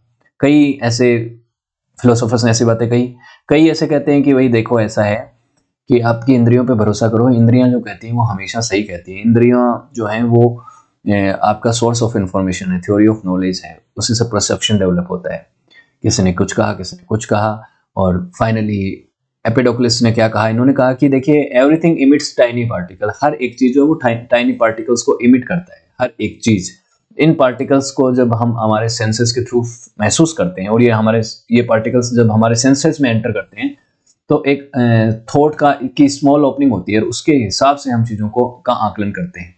फॉर एग्जांपल, ये जो पार्टिकल्स जब अलग अलग सेंस ऑर्गन में पहुंचते हैं, तो उसी के हिसाब से हमारा सेंस ऑर्गन रिएक्ट करता है, उसकी शेप को समझता है, साइज को समझता है, कलर को समझता है। आपके सेंस ऑर्गन कौन कौन से हैं? 5 सेंस ऑर्गन है, आप ये तो आप जानते ही होंगे ना। इंद्रियां, 5 इंद्रियां कौन सी हैं? आंखें, आपकी ईयर्स, आईज और ईयर्स, आपकी नोज, आपकी स्किन जिससे आप किसी चीज को टच करते हैं, और आपकी जीभ, आपका टेस्ट के लिए, आपकी टंग, है ना, तो टेस्ट के लिए। तो 5 जो ऑर्गन्स हैं, इन्हीं से हम हर चीज का आभास करते हैं। कोई चीज गर्म है तो उसे छू के देखते हैं, गर्म है कि ठंडी है। कोई चीज कड़वी है या मीठी है तो टेस्ट करके देखते हैं। कोई चीज दिखने में कैसी है उसको आंखों से, और कोई चीज सुनने में कैसी है उसको कानों से, है ना, सूंघने में कैसी है उसको नाक से। तो इनसे ही हमारा परसेप्शन डेवलप होता ही है। तो इन्होंने सेंस ऑर्गन के बारे में इन्होंने कहा कि देखिए ये जो सेंस ऑर्गन है, ह्यूमन बीइंग है, और जो सामने एमिट होने वाला ऑब्जेक्ट है, पार्टिकल है, वो सब चीजें बनी तो 4 ही इन चीजों से हैं। 4 चीजें कौन सी? एयर, फायर, अर्थ और वाटर, इनसे ही बनी है। तो यही चीजें एक दूसरे को आपस में अलग अलग तरीके से रिएक्ट करती हैं, और अलग अलग तरीके से हमारा परसेप्शन डेवलप होता है। Everything in nature has a bit of intelligence and share in the process of thinking. In nature में जो कुछ है उसमें अपनी एक इंटेलिजेंस होती है, और वो आपस में शेयर होती रहती है, क्योंकि सब कुछ एक ही चीज से तो बना है, इन्हीं 4 एलिमेंट से तो बना है। हम किसी चीज में कलर देख पाते हैं क्योंकि हमारी आंखों में एक फायर होती है, इनका मानना था ये। और किसी चीज को आप ब्रेथ के सूंघ सकते हैं क्योंकि आपकी नाक के अंदर नोस्ट्रिल्स होती हैं। तो वो इसीलिए क्योंकि ये सब चीजें एक दूसरे से ही बनी हैं, एक जैसी ही हैं, 4 एलिमेंट सेम ही हैं, तो वो एक दूसरे को सेंस दे देते हैं और किसी ना किसी तरीके का इंटेलिजेंस दे देते हैं। इससे हमारा परसेप्शन डेवलप होता है। एक और थिंकर हुए बाद में जिनका नाम था थियोफेरेटस। इन्होंने क्रिटिसाइज किया एपिडोक्लस की इस थ्योरी को, और उन्होंने कहा कि इनका जो परसेप्शन का जो सिद्धांत है, थॉट का सिद्धांत है, वो भी इनके 4 फंडामेंटल एलिमेंट्स के सिद्धांत से ही जुड़ा हुआ है, और ये हर चीज को उसी से जोड़ के देखना चाहते हैं। चाहे वो थॉट हो, फीलिंग हो, सोल हो, इन सभी चीजों को ये मानते हैं कि इन्हीं से बना है। और इनकी इस बात को अगर हम प्रूव नहीं कर पाए, मान लीजिए कि ये सब चीजें इन चारों से ही बनी है, तो इनका जो परसेप्शन और थॉट का जो आइडिया है वो भी निराधार हो जाएगा। तो हर एक चीज बेसिकली इन्होंने एक लाइन पकड़ ली, एपिडोक्लस ने उस लाइन को पकड़ के कंटिन्यू करते रहे, उसी लाइन के आधार पे बेसिकली कि 4 एलिमेंट से सब कुछ बनाया, उसी को बेस मान के इन्होंने सब चीजों का आकलन किया, और उन्हीं को इन्होंने कंटिन्यू रखा, चाहे वो इनका ओरिजिन ऑफ स्पीसी की बात हो, चाहे परसेप्शन और थॉट की बात हो। तो इन्होंने कहा कि देखिए, इनको इसी चीज के लिए क्रिटिसाइज किया थियोक्रेटस ने, और एपिडोक्लस ने आगे ये भी कहा कि हमारी जो थॉट है वो इन्फ्लुएंस होती हैं एक्सटर्नल चीजों की वजह से, तो होती ही होती हैं, लेकिन फिजिकल मेकअप की वजह से भी होती हैं। हमारा फिजिकल मेकअप कैसा है, हम फिजिकली कैसे हैं, उसके ऊपर भी डिपेंड करता है ये बेसिकली। क्योंकि इसीलिए तो, वरना तो सब लोगों का फिजिकल थॉट और परसेप्शन एकदम सिमिलर ही होता कि भाई सब चीजें बनी तो वैसे ही हैं, 4 एलिमेंट से बनी हैं, और हर एक चीज सिमिलर तरीके के एलिमेंट्स को इमिट करता होगा, तो सेम ही चीजें हमारे ओपिनियन होने चाहिए थे। लेकिन बहुत सी चीजों के बारे में हमारे ओपिनियन और हमारे परसेप्शन अलग अलग होते हैं। तो हमारा फिजिकल मेकअप और एक्सटर्नल चीज दोनों डिपेंड करते हैं कि जिससे हमारा परसेप्शन और थॉट डेवलप होते हैं। एथिक्स और जर्नी ऑफ द सोल के बारे में क्या कहा था एपिडोक्लस ने, उसकी भी बात कर लेते हैं। एपिडोक्लस ने कहा कि बेसिकली इस दुनिया में, जिसको आगे चल के प्लूटार्च ने मेंशन किया है उनके फ्रैगमेंट्स को एक्सप्लेन करने के लिए, कि प्लूटार्च ने बताया कि एपिडोक्लस जो है वो ट्रांसमिशन ऑफ सोल के बारे में क्या सोचते थे। According to Empedocles there is a divine decree, एक डिवाइन डिक्री है जो कि सभी तरीके के गॉड्स के द्वारा जो है एग्री की गई है, सील की गई है, ओथ की गई है और इटरनल है। एक परम सत्य, बेसिकली एक परम सत्य है, नियम कानून कायदे हैं, उनको आप तोड़ नहीं सकते, और अगर कोई उसको तोड़ेगा तो उसे पनिश किया जाएगा इमोर्टल्स के द्वारा, यानी ईश्वर के द्वारा, देवताओं के द्वारा। अब वो किस तरीके के ईश्वर हैं वो तो अभी पता चलेगा ही आपको। उसको पनिश किया जाएगा, और कौन व्यक्ति जो भी उस ओथ को, सेक्रेट ओथ को तोड़ेगा, उसको डेमंस कहा जाएगा। डेमंस यानी कि शैतान। और उसको सजा किस तरीके की दी जाएगी? उसको दी जाएगी लंबी जिंदगी। अब आप कहेंगे ये किस तरीके का पनिशमेंट है? उन्होंने कहा कि लंबी जिंदगी मतलब आप जीवन मरण के चक्कर में फंस जाओगे हमेशा के लिए। काउंटलेस लाइफ टाइम्स मिलेंगे आपको, एक जन्म, दूसरा, तीसरा, चौथा, और कभी मुक्ति नहीं मिलेगी। बेसिकली यहाँ पे मोक्ष की बात इन्होंने नहीं कही थी, मोक्ष का सिद्धांत और ये ऐसा कुछ नहीं था कि इनका ये मानना था कि आप इस जन्म मरण के चक्कर में फंस जाओगे, हजारों सालों तक फंसते जाओगे, ये बात कही।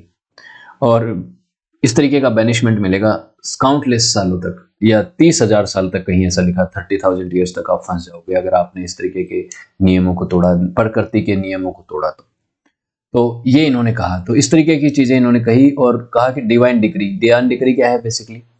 और इन्होंने अपने लिए भी ये कहा कि देखिए, मैं खुद हजारों सालों से इस री इनकारनेशन के साइकिल में फंसा हुआ हूँ, जीवन मरण के चक्कर में फंसा हुआ हूँ, क्योंकि मैंने पाप किए पिछले जन्मों में, मैंने मीट खाया या मैंने किसी को हार्म किया, जिसकी वजह से मैं भी डीमन बन गया और मेरे को भी ये पनिशमेंट झेलना पड़ा। कन्फेस किया ये बात उन्होंने, और कहा कि फाइनली मैं अब उन चीजों से मुक्त हो चुका हूँ। मैंने पहले जन्म लिया एक लड़के के तौर पे, एक लड़की के तौर पे, एक झाड़ी बुश के तौर पे, एक बर्ड के तौर पे, कभी फिश के तौर पे, बहुत तरीके के जन्म हुए मेरे। लेकिन अब मैं फाइनली समझ गया हूँ कि मुझे प्रकृति के नियम नहीं तोड़ने हैं, मुझे किसी को नुकसान नहीं करना है, पहुंचाना है, मुझे पाप नहीं करने हैं, जिसकी वजह से मैं अब क्या हो गया हूँ, मैं प्यूरिफाइड हो चुका हूँ।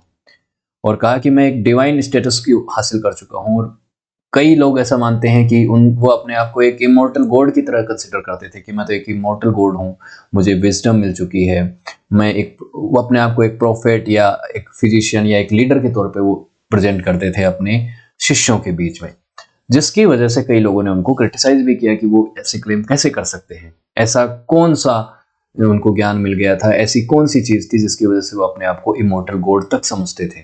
तो इन्होंने बेसिकली कहा कि पाप नहीं करने हैं, पाप नहीं करने। तो इन्होंने ये कहा कि पाप नहीं करने तो कौन से होते हैं पाप, ये बताओ। तो ये चीजें हैं कि बेसिकली इन्होंने कहा कि आपको एथिकल होना पड़ेगा, आपको समझना पड़ेगा चीजों को, जिंदगी को समझना पड़ेगा, पापों से मुक्त होकर अपने आप की, अपनी आत्मा का प्यूरिफिकेशन करना पड़ेगा।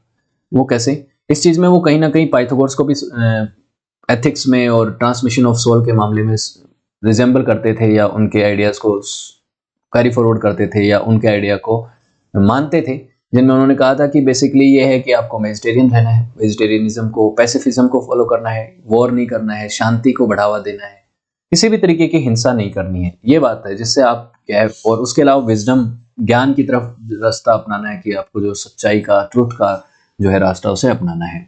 मीट ईटिंग को और पाप को उन्होंने किस तरह से डिफाइन किया? ये पाप नहीं करने हैं तो पाप को डिफाइन तो करेंगे ही, कि भाई जन्म मरण के चक्कर से मुक्त कैसे हो। तो उसके लिए उन्होंने क्या बताया? उन्होंने कहा कि एक तो मीट नहीं खाना है, जानवरों की हत्या करना बहुत बड़ा पाप माना उन्होंने कहा कि देखिए, मीट खाना कैनिबलिज्म के बराबर है। कैनिबलिज्म मतलब इंसान को मार के खाने के बराबर। देखिए, ये बात ओशो ने भी कही थी, मैंने एक वीडियो में कहीं देखा था, ओशो कभी पढ़ेंगे ओशो के बारे में। ओशो ने कहा था कि जो नॉन वेजिटेरियन है वो कैनिबल के बराबर ही है, वो किसी जीव को मार के खा रहे हैं। कोई कैनिबल जो होता है वो इंसान को मार के खा लेता है, लेकिन हत्या तो कर ही रहे हैं दोनों। तो meat eating is a sin, one of the biggest sin. इन्होंने ये बात, इस चीज को कहा। उन्होंने कहा, उन्होंने एक डिस्टर्बिंग सीन क्रिएट करके अपनी पोएट्री में बताया कि जहां पे एक परिवार को मार दिया जाता है। ये वॉर के बारे में मैं बता रहा हूँ। ये तो इन्होंने सब किया ही कि किसी तरीके के सेक्रीफाइस या स्लॉटरिंग और या मीट ईटिंग को तो उन्होंने क्रिटिसाइज किया ही, लेकिन उसके अलावा वॉर को भी उन्होंने क्रिटिसाइज किया। उन्होंने एक डिस्टर्बिंग सीन क्रिएट करके बताया कि देख, एक ऐसी जगह है जहाँ पे एक परिवार को मार दिया गया है, अंधा कर दिया गया है, और एक साइकिल ऑफ वायलेंस क्रिएट कर दिया गया है पॉलिटिकली कंट्रोल के लिए या किसी भी चीज के लिए। वॉर को ग्लोरीफाई करके लोगों ने आपस में लड़ना झगड़ना शुरू कर दिया है, स्ट्राइक बढ़ गई है, जिसकी वजह से उसके एक बच्चे को अपने बाप से जुदा कर दिया गया, किसी का बेटा मारा गया, किसी का बाप मारा गया। तो चिल्ड्रन किल दे, और यहाँ तक उन्होंने ये दिखाया कि जिसमें बाप जो है वो अपने बच्चों को मार रहा है, बच्चे जो है अपने पेरेंट्स को मार रहे हैं, जिसकी वजह से एक डिस्ट्रक्टिव फीस्ट जो है डेवलप हो गया और पूरा ब्रह्मांड जो है उसमें क्योस हो गया। इस तरीके की चीजें इन्होंने बताई कि एक ऐसा एक इमेजिनरी सीन क्रिएट किया कि ये कितना डिस्टर्बिंग है। इससे उन्होंने कहा कि देखिए ऐसा है कि आपको हिंसा से बचना है। हिंसा के बारे में देखिए, पहले के जो कवि हुए हैं होमर और हेसियड, उन्होंने कई सारी चीजें थियोगोनी में लिखी थी हेसियड ने, जिसमें देवताओं के बारे में बात की, देवताओं के गुणों के बारे में और बहुत सी चीजों के बारे में बात करी। इधर होमर ने इलियाड और ओडिसी जैसी कहानियां लिखी और पोएट्री लिखी, जिसमें उन्होंने ट्रोय के डिस्ट्रक्शन और उन ग्रेट वॉर्स की कहानियां लिखी है, जिसमें उन्होंने अलग अलग तरीके से रिप्रेजेंट किया कि कौन कैसे कैसे क्या क्या कर रहा था। तो हेसियड का जो डिप्सिक था कि उन्होंने कहा था कि हेसियड ने कहा था कि पुराने समय पे जो इंसान हुआ करते थे वो बहुत सुपीरियर थे, बेटर थे, अच्छे दिखते थे, शांति प्रिय थे और लड़ाई झगड़ा नहीं करते थे। और आज जो आयरन एज आ गई है, ये जो मिड ऐसा पीरियड आ गया, ये पतन का दौर है जिस दौर में ये लोग रह रहे थे। और अब लोग पापी हो गए हैं, हिंसा करते हैं, पॉलिटिकल कंट्रोल के लिए एक दूसरे को मारते हैं, मर्डर करते हैं, कैनिबलिज्म करते हैं, और इसकी वजह से समाज का एक तरह से नुकसान हो गया है, समाज पतन की रास्ते पे है। और एपिडोक्लेस भी इस बात को कहीं ना कहीं मानते हैं। एपिडोक्लेस ने कहा कि देखिए दुनिया भर में जो वॉरफेयर होते हैं, और ये कहा जाता है कि नोबल परस्यूट के लिए होते हैं, लड़ाई लड़ना तो आदमी का काम है, जरूरी है, इस तरीके की बातें, वॉर को ग्लोरीफाई करने वाली जो बातें हैं, उनको चैलेंज किया और कहा कि ये बहुत ही गलत है और ये हीनियस क्राइम है। लड़ाई लड़ना, किसी को मारना, अपने थोड़े से फायदे के लिए किसी को नुकसान पहुंचाना, ये बहुत गलत चीज है और इसको ईवल माना उन्होंने। और उन्होंने कहा कि जो लोग ये पाप करते हैं, जो लड़ाइयां लड़ते हैं, वॉर में इंगेज होते हैं, इमोर्टल्स, देवता उनको पनिश करते हैं, उनको किसी तरीके की शाबाशी नहीं देते हैं। क्योंकि पुराने समय पे अगर ग्रीक माइथोलॉजी और ग्रीक टेक्स्ट को उस दौर के समझ पढ़ेंगे आप, तो कई जगह आपको ऐसे टेक्स्ट भी आप मिलेंगे जहाँ पे वॉर को ग्लोरीफाई करके कहा जाता है कि जो सुपीरियर योद्धा हैं जिन्होंने बहुत लोगों को मारा, उनके लिए तो अलग स्पेस होती है स्वर्ग में, या जो भी उनका हेवनली बॉडी है, जहाँ पे भी हेवन है उनका। लेकिन इन्होंने इस चीज को खारिज किया और कहा कि नहीं नहीं, कितने भी बड़े वॉरियर हो, कितने भी कुछ भी हो, आप लोगों को मार रहे हैं तो आपको ऐसा नहीं मिलने वाला है ट्रीटमेंट, आपको तो पनिशमेंट मिलेगा। और पनिशमेंट क्या? एंडलेस लाइफ साइकिल, हमेशा जीवन मरण के चक्कर में फंस जाओगे। कन्वेंशनल आइडियाज को इन्होंने, जो भी उस दौर के चल रहे थे, उनको क्रिटिसाइज किया, उनके खिलाफ बोला, जिसकी वजह से कई लोग इनके खिलाफ भी हो गए। चाहे वो वायलेंस की बात हो, चाहे मीट कंजप्शन की बात हो, चाहे सेक्रीफाइस की बात हो, जो कि रिलीजियस सेक्रीफाइस वगैरह होते थे उनके लिए भी। तो इनका जो विजन था वो थियोलॉजी को लेकर भी डिफरेंट होगा, ऑब्वियसली रिलीजन के बारे में क्या सोचते थे, ईश्वर की परिकल्पना क्या करते थे। तो ट्रेडिशनल ग्रीक रिलीजन प्रैक्टिस जो थी, उनको ये लोग ये नहीं मानते थे, उससे कई सारे इनको दिक्कतें थी। उनके नामों से, उन देवताओं से नहीं, बल्कि जिस तरीके के लोगों के बिलीफ थे, जिस तरीके की रिलीजियस प्रैक्टिस वो करते थे, रिचुअल्स करते थे, एनिमल सेक्रीफाइस जैसी चीजें करते थे, उनसे इनको बहुत दिक्कत थी। इवन इन्होंने एक बार एक कहानी कही जाती है इनके बारे में कि इन्होंने एक हनी और मील से बना हुआ, कि जैसे कि आटे और शहद से बना हुआ एक ओक्स बैल बनाया, आर्टिफिशियल बैल बनाया, मतलब एक मूर्त बनाई, और उसको एक तरह से रिलीजियस प्रैक्टिस के तौर पे इन्होंने उसको क्या किया, सेक्रीफाइस किया, क्योंकि इससे किसी की जान नहीं गई। और वहां पे किया जहां पे सेंट्रल रिलीजियस ग्रीस की साइट थी, रिलीजियस साइट थी, जहां पे सेक्रीफाइस होते थे। तो रियल बैल का सेक्रीफाइस करने की बजाय ओलंपिया के गॉड्स को खुश करने के लिए इन्होंने क्या किया, हैंडमेड बैल बनाया एक हनी और मील से, उसका जो है सेक्रीफाइस किया, जो कि एक तरीके का विरोध जाहिर करने की चीज थी कि आप किसी एनिमल का हत्या ना करो, बेसिकली आप यही करो, आटा और जो हनी है वो चढ़ाओ देवताओं को। उसके अलावा उन्होंने जो पुराने ओलंपियन गॉड्स थे, जो ग्रीक गॉड्स थे, उनका नाम इस्तेमाल किया बेसिक एलिमेंट्स और कॉस्मिक फोर्सेस को समझाने के लिए, जिससे ये पता चलता है कि वो नेचुरल वर्ल्ड को उन नामों से एक तरह से समझाना चाहते थे। जैसे कि इंडिया में जो हिंदू रिलीजन है, आप जानते हैं, इसमें अलग अलग देवताओं के नाम ग्रहों के नाम पे रखे जाते हैं, है ना। रोमन रिलीजन में भी ऐसी चीजें होती थी। जल देवता, जैसे जल देवता को वरुण देव माना जाता है। जो इंद्र देव हैं उनका, जैसे वो किस चीज है, इंद्र देव जो मतलब थंडर बोल्ट, थंडर के देवता रहते हैं ना, वर्षा के देवता, इस तरह से अलग अलग देवताओं की बात होती है। तो उस तरह से चीजों को इन्होंने समझाने की, नेचुरल वर्ल्ड को समझाने की कोशिश करी। और आप जानते हैं कि एंशियंट पीरियड में ग्रीस में इन देवताओं के नाम काफी पॉपुलर थे, जिसमें जियूस इनके काफी पॉपुलर देवता थे, पोसाइडन और अपोलो, एथेना, ये काफी पॉपुलर देवी और देवता थे, जिनको अलग अलग रीजन्स की वजह से लोग एक तरह से अपना इष्ट देव मानते थे और उनको अलग अलग तरीके के सेक्रीफाइस भी करते थे, उनके लिए एनिमल सेक्रीफाइस वगैरह ये सब करते थे, जिनको इन्होंने क्रिटिसाइज किया। According to Empedocles, real gods are elements of nature. जो सच्चे में देवता हैं वो क्या है, नेचर में है। तो एक तरीके का पैंथेइज्म हो गया ये। The cosmic forces guided the continuous cycle. ये कॉस्मिक फोर्सेस है, कंटिन्यूअस साइकिल को गाइड करता है और वही ईश्वर है एक तरीके से। He believed that the achieving perfection and unity with perfect love required purifying of soul। तो ईश्वर को समझना और यूनिफाई करना लव के साथ, इसके लिए आपको अपनी सोल का, अपनी आत्मा को शुद्ध करना पड़ेगा, प्यूरिफाई करना पड़ेगा। In a fragment he said he described a time in the past, a golden age when people worship only one god which is love, which was love। Basically वो समय था, इन्होंने कहा कि पास्ट में, जैसे हेसियड ने एक परिकल्पना की थी ना कि हमारे पूर्वज कैसे थे। हालांकि हेसियड की परिकल्पना को वैज्ञानिक दृष्टिकोण से सही नहीं माना जाता कि भाई पुराने समय में बहुत सुपीरियर थे, बड़े थे, बहुत शांति प्रिय थे, ऐसा नहीं था। क्योंकि आप जानते हैं ह्यूमन हिस्ट्री को, history of human beings, homo sapiens कैसे over the period of time develop है। पहले तो थे ही, उनको शिकार करना ही पड़ता था, एनिमल्स को मार मार के तो वो खाते थे, तो ऐसा नहीं था। लेकिन फिर भी इन्होंने इस परिकल्पना को माना और इन्होंने भी इस तरह से कहा कि पुराना जो पीरियड था हमारा वो गोल्डन पीरियड था और उसमें लोग जो है वो प्यार से रहते थे और एक ही ईश्वर को मानते थे, वो था प्रेम, लव। ठीक है, ये परिकल्पना अच्छी है, सुनने में अच्छी लगती है, बढ़िया लगती है। और इनके दौर तक जब वायलेंस की जरूरत नहीं थी, एग्रीकल्चर भी था, चीजें भी थी, तो उस दौर में इनको जीव हत्या करने की जरूरत नहीं थी। तो उस चीज को समझाने के लिए शायद इन्होंने ये चीज रखी हुई, परिकल्पना रखी, और रीजन जो भी हो, लेकिन इन्होंने कहा कि हमारे पास्ट के जो हमारे पूर्वज थे वो बेसिकली शांति प्रिय थे, पैसिफिस्ट थे, गोल्डन पीरियड था उस समय लोगों का, और वो लव को ही सबसे ज्यादा तवज्जो देते थे, उसी की पूजा करते थे। ड्यूरिंग द पीरियड, उस पास्ट के टाइम में, there was harmony between all living beings including animal. लोगों और एनिमल्स के बीच में एक क्या थी, हार्मनी थी। लेकिन सच में आप जानते हैं क्या था? अगर हम देखें, हमारे पूर्वज जो थे वो जानवरों को मार के खाते तो थे ही। एग्रीकल्चर तो आप जानते हैं कि तकरीबन 10,000 BC में ही आया है दुनिया भर में, लगभग कहीं 8,000 साल, 8,000 BC में, कहीं 7,000 में, कहीं 10,000 में, कहीं 11,000 में, यही समय था। तो एग्रीकल्चर से पहले तो जो क्या करते थे, शिकार करके ही खाते थे। इनका ये था कि शिकार खत्म हो, एनिमल हत्या कम हो, तो इन्होंने इस तरीके का रखा अपना opinion. एपिडोक्लेस implies that the introduction of Olympian gods like Ares, Zeus, Poseidon along with the sacrificial practices they demanded disrupted this harmony।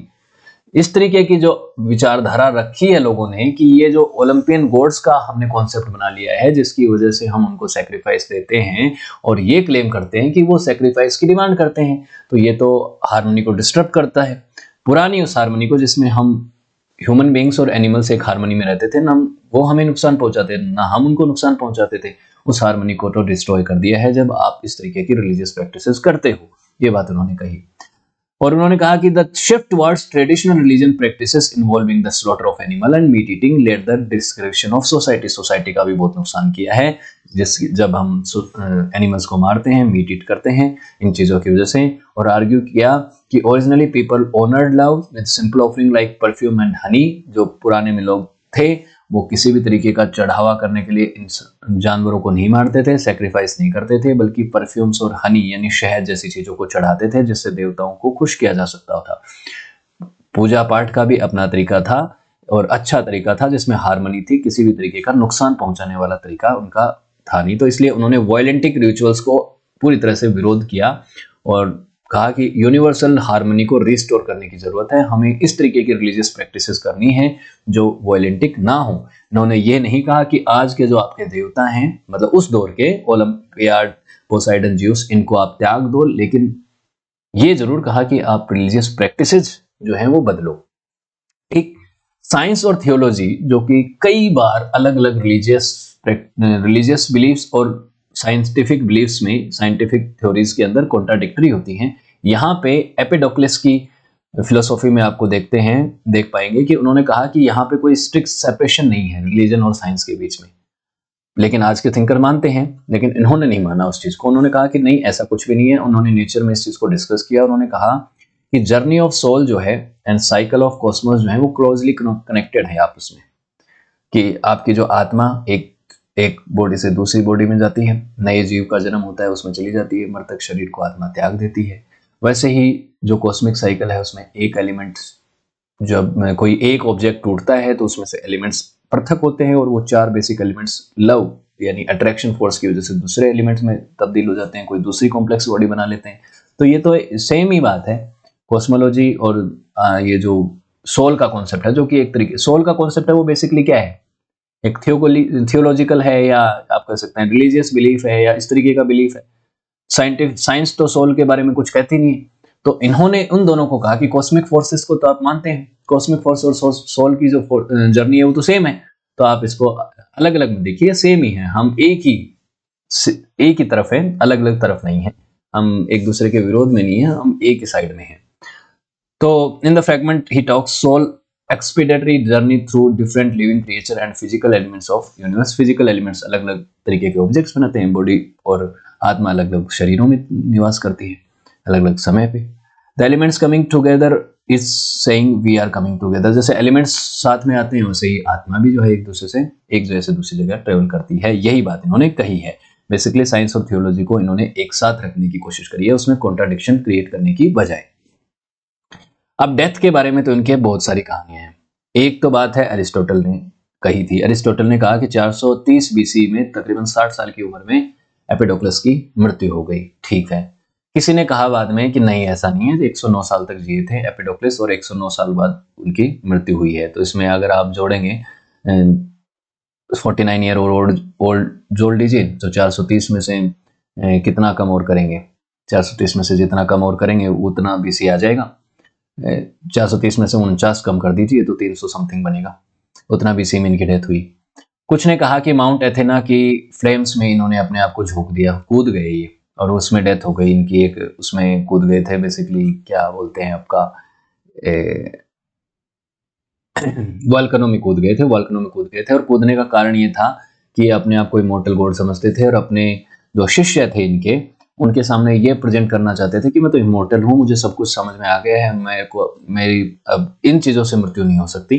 तो इसलिए वो कूद गए थे, लेकिन उसकी वजह से उनकी मृत्यु हो गई। ऐसा डायोजियन लेटेरियस ने भी अपनी किताब में लिखा है, जहाँ पे उन्होंने अलग अलग फिलोसोफर्स की बायोग्राफीज कवर करी है। वहाँ पे अलग अलग तरीके के बिलीफ है, कहीं उनको पॉजिटिवली दिखाया जाता है कि उस तरह से डेथ हो गई, कोई कहता है कि वो सही में हेवन चले गए, ऐसे ऐसे बातें कही जाती है। लेकिन अलग अलग जो मॉडर्न स्कॉलर्स है, बर्नेट जैसे, उन्होंने कहा कि देखिए ऐसा लगता है कि सिसिली में उनकी डेथ नहीं हुई थी, बाद में उनकी कहीं डेथ हुई है। उनके बारे में पॉजिटिव और नेगेटिव स्टोरीज बनती रही। पॉजिटिव उनके जो बिलीवर थे उनको उन्होंने क्रिएट करी, और नेगेटिव उन लोगों ने क्रिएट करी जो कि उस समय के ट्रेडिशनल बिलीवर थे, जो कि एपिडोक्लेस की फिलोसफी में यकीन नहीं रखते थे, उनके थॉट प्रोसेस को नापसंद करते थे। उन्होंने इस तरीके की कहानियां बनाई। तो बेसिकली आप अगर माने एरिस्टोटल की बात को भी, तो 60 साल के आसपास की डेथ समय पे उनकी डेथ हो गई थी 430 में। तो 460 साल जिए, कब जिए कब मरे उससे मैटर नहीं करता। समय काल आपको पता है कि 5th सेंचुरी बीसी का था, और उनकी फिलोसफी आपको पता है, वो काफी है आपके लिए ना। तो होपफुली आपको वीडियो अच्छा लगा होगा। वीडियो अच्छा लगा तो लाइक शेयर कमेंट के साथ साथ सक्सेस प्लस एकेडमी की एप्लीकेशन को डाउनलोड कीजिएगा।